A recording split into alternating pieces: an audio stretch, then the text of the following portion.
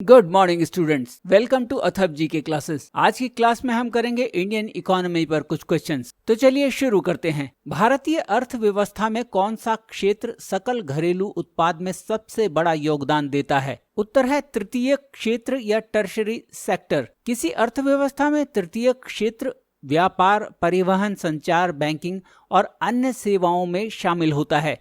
ये सभी सेवाएं सकल घरेलू उत्पाद में 60% से अधिक का योगदान देती हैं।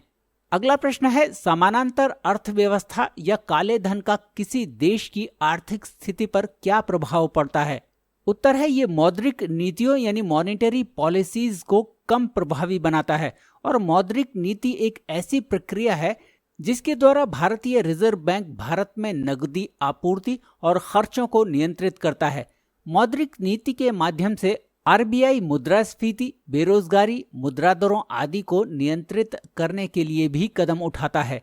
और अगर ब्लैक मनी को हम परिभाषित करें तो ये वो पैसा है, ये वो मनी है जिस पर कि सरकार को किसी भी तरह का कोई टैक्स नहीं दिया जाता।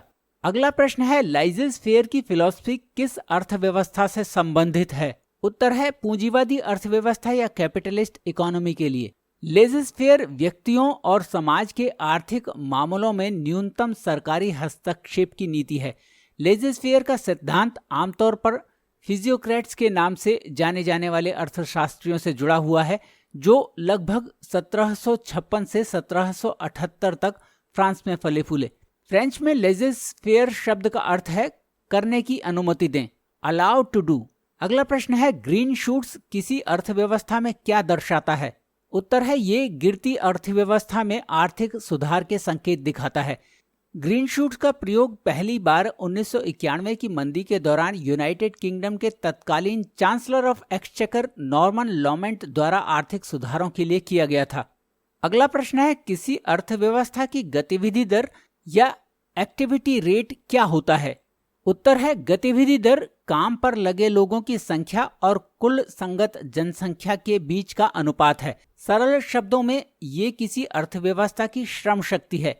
इसे भागीदारी दर के रूप में भी जाना जाता है।